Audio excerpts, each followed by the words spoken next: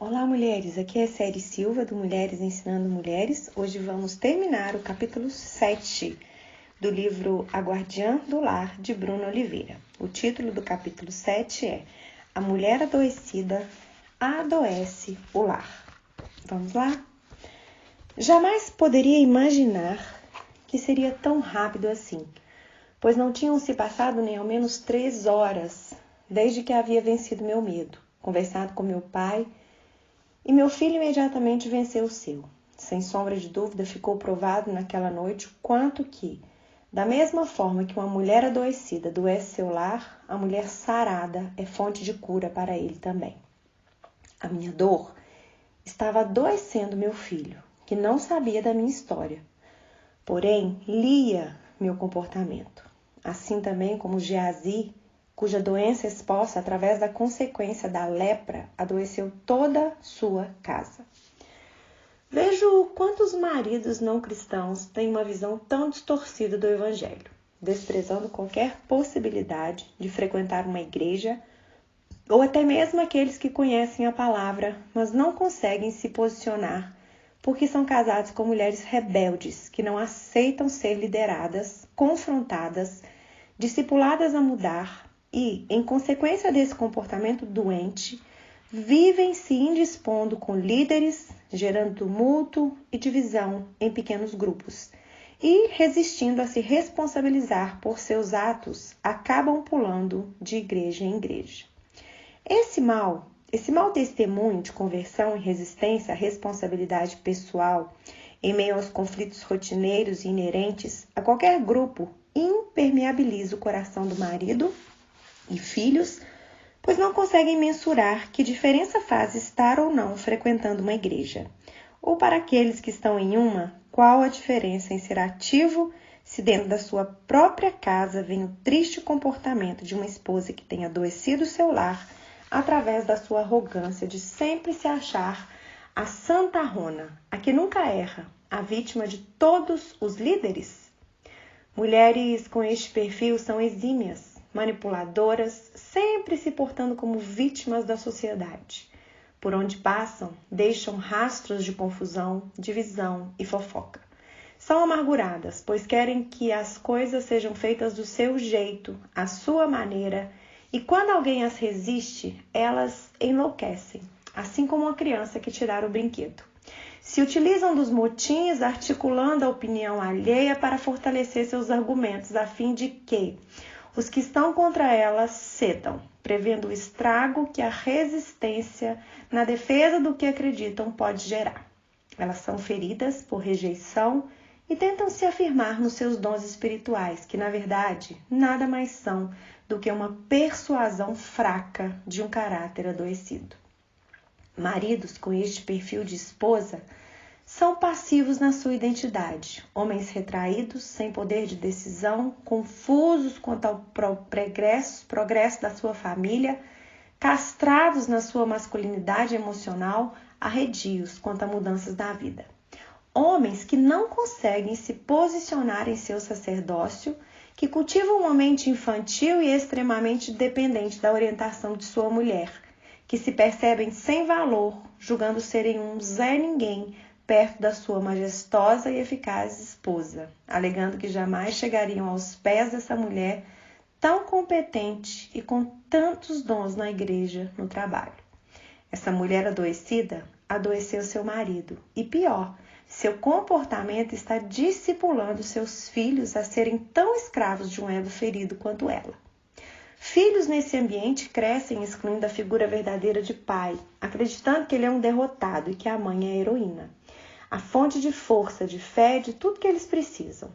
Um pano de fundo de desonra paterna é construído e os danos no caráter e sexualidade desses filhos são tecidos, chegando em muitos casos a uma destruição a longo prazo. Mulheres dominadoras, controladoras das decisões do marido, estão adoecendo os homens, os fazendo fracos e vulneráveis, desfazendo da sua identidade heroína de protetor da casa, retirando dele a autoestima de batalhador, o subjugando ao caminho da inferiorização. São homens fracassados, vazios de força que os estimule a progredir, a reagir no tempo da crise.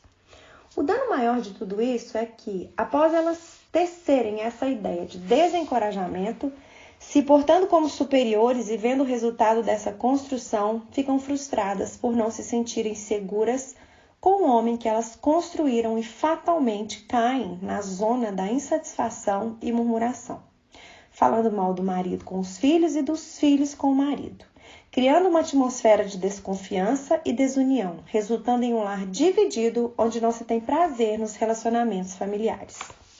A solução para todo esse problema é se permitir ser trabalhada pelo Espírito Santo através da confissão, do conforto, do confronto e do arrependimento. As feridas ocultas de rejeição nutrem todo esse perfil controlador que precisa ser colocado na cruz do Calvário. Saia do lugar de vitimização para o lugar da responsabilidade. Nós somos responsáveis pela edificação do nosso lar. Uma mulher ferida irá adoecê-lo, mas uma curada irá construí-lo na rocha. O interessante dessa passagem é o contraste da atitude de Geazi e Naamã frente à posição confrontadora de Eliseu. Ambos não entenderam a atitude do profeta. Assim como Naamã discordou da orientação profética, questionando que não fazia sentindo o mergulho no Jordão produzir algum tipo de cura para sua lepra, até porque na sua terra haviam rios melhores do que ele. Geazi resistiu à decisão de não receber nada em troca pela cura do leproso. O que mais me chama a atenção é a postura do leproso, pois, mesmo não participando de todo o ambiente de fé que Geazi estava inserido, ele conseguiu temer mais a Deus do que ele, e por isso saiu curado. E Geazi, que aparentemente teria mais tendência a se posicionar em submissão ao profeta devido à fé e relacionamento, saiu no final da história enfermo. Ambos estavam sendo confrontados e não entenderam, porém. Um decidiu acessar a chave da submissão e reverter aquele quadro. A pessoa sofrendo tanto, escondendo tantas lepras em seu coração, porque nutrem uma expectativa de serem curadas sem se expor. Percebo que a ira de Naamã, quando foi orientada a mergulhar no Jordão, foi devido à condição em que ele se apresentou ao profeta. Ele foi empinado com toda a pompa e prestígio que o título de capitão sírio lhe conferia. Porém, quando se sujeitou a ouvir conselhos do seu servo, alguém que era até menor do que ele, escutando sua compreensão humilde que estava sendo exposta e decidindo voltar atrás em sua decisão, ele pôde alcançar a resposta de Deus ao seu ato de submissão.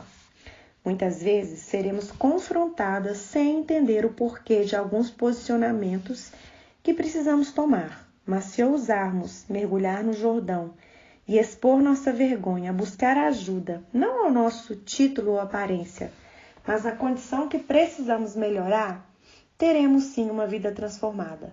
Qual é o seu Jordão? Quais são os caminhos que você não quer percorrer? Atitudes que precisa tomar? Perdões que tem que liberar? Situações que acha humilhantes demais, das quais, como Naamã, está dizendo que não irá aceitar, mas que são justamente o gatilho para a mudança total em seu lar e que você está resistindo? É tempo de mudar o percurso da sua casa, minha amiga guardiã do lar, deixando para trás o jeito antigo de resolver as coisas e submeter-se ao governo do Espírito Santo. Não aceite mais companhias de pessoas que ficam lambendo suas feridas, aplaudindo seu domínio. Procure se sujeitar a alguém que já venceu o autoritarismo e hoje vive uma vida transformada, pois através desse discipulado você será tratada, liberta e curada para assumir sua identidade redentora de fortalecer uma família no caminho de Jesus. Como eu falei para vocês, no final de cada capítulo, temos uma oração e temos algumas perguntas para refletir que vocês podem usar para estudar umas com as outras. E para quem tem perguntado a respeito de comprar o livro, no site, ou melhor, no Instagram da Bruna Oliveira, você consegue comprar, tá bom? Deus abençoe e até o nosso próximo capítulo.